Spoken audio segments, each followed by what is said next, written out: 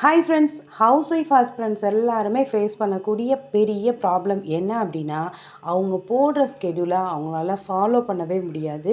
உங்கள் ஸ்டடி ஜேர்னிலையும் நீங்கள் இந்த ப்ராப்ளம் ஃபேஸ் பண்ணியிருக்கீங்களா அப்படின்னு சொல்லுங்கள்.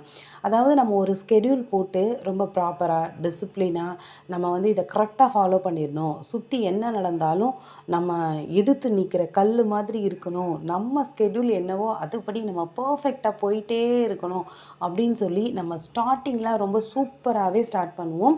அதுபடி டிசிப்ளினாகவும் ஃபாலோ பண்ணுவோம். நிறைய ப்ராப்ளம் வரும், அதையும் ஃபேஸ் பண்ணி தான் படிச்சுட்ருப்போம். ஆனால் இது நம்ம சுற்றி இருக்கவங்களையும் தாண்டி நம்ம மேலே இருக்க கடவுளுக்கே பொறுக்காது இருக்குது. என்னடா இவ எப்போவுமே ஸ்கெடியூலே ஃபாலோ பண்ண மாட்டா, இப்போ ஏதோ ஒரு ஜெட்டு வேகத்தில் போயிட்டுருக்காளே அப்படின்னு சொல்லி அவரே ஒரு ஜர்க்காகி இவளுக்கு அடுத்து ஏதாவது ஒரு பெரிய ப்ராப்ளம் அமுச்சுடுவோன்னு சொல்லி வீட்டில் இருக்க குழந்தைங்களுக்கு ஹெல்த் இஷ்யூஸ். ஸோ அந்த மாதிரி ஆச்சுன்னா நம்மளால் கண்டிப்பாக எவ்வளோ பெரிய பிரச்சனைனாலும் நம்மளால் ஃபேஸ் பண்ணி படிக்க முடியும். ஆனால் குழந்தைங்களுக்கு இல்லை வீட்டில் இருக்கவங்களுக்கு ஏதாவது ஹெல்த் இஷ்யூனா நிச்சயமாக புக்கை வந்து நம்ம டச் பண்ணவே நேரமே இருக்காது. அந்த மாதிரி ஒரு ப்ராப்ளமில் தான் நான் ஒரு 14 நாள் கிட்டத்தட்ட 2 வீக்ஸாக நான் மாட்டிக்கிட்டேன். வீட்டில் குழந்தைங்களுக்கு உடம்பு சரியில்லை, ஹஸ்பண்டுக்கு உடம்பு சரியில்லை, எல்லாருக்கும் ஃபீவர்.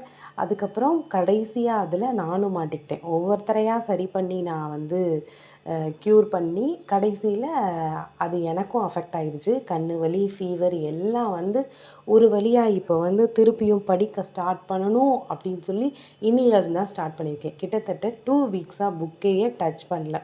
இப்போ எப்படி இருக்குது என்னோடய மனநிலைனா, ஒரு காரில் ஃபாஸ்ட்டாக போய் ஒரு மரத்து மேலே வேகமாக மோதிட்டு அப்படி நின்னோம்னா, இப்போ முன்னாடியும் போக முடியாது, பின்னாடியும் போக முடியாது, என்ன பண்ணுறதுன்னே தெரியாது.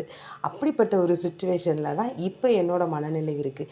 ஏற்கனவே படித்ததை ரிவிஷன் பண்ணுறதா, இல்லை புதுசாக படிக்க ஸ்டார்ட் பண்ணுறதா, இல்லை நம்ம ஒரு புது ஸ்கெடியூல் போட்டு இந்த ஒரு 40 டேஸாக ஃபாலோ பண்ணுறதா அப்படின்னு சொல்லி தாங்க முடியல. ரொம்ப கன்ஃப்யூஷனாக, ரொம்ப அப்படி குழப்பமாக இருக்குது. என்ன பண்ணுறதுன்னு தெரியல. சரி, ஓகே, எக்கனாமிக்ஸ் வந்து நான் நோட்ஸ் எடுத்திருந்தேன் இந்த 11th 12th இம்பார்ட்டன்ட் லெசன்லாம். சரி, அதை வந்து ஒரு ஜஸ்ட் ரீட் பண்ணுவோம் அப்படின்னு சொல்லிட்டு பண்ணிவிட்டேன். அப்படியே இந்த சார்ஸில் உங்களோட ஏன் இத்தனை நாளாக வீடியோ போடல அப்படின்றதையும் ஷேர் பண்ணுவோம் அப்படின்றதுக்காக தான் இந்த ஷார்ட்ஸ் வீடியோ. நீங்களாம் எப்படி படிச்சுட்ருக்கீங்க, எவ்வளோ கம்ப்ளீட் பண்ணியிருக்கீங்க, ரிவிஷன் ஸ்டார்ட் பண்ணிட்டீங்களா அப்படின்னு சொல்லி கமெண்ட் பண்ணுங்கள்.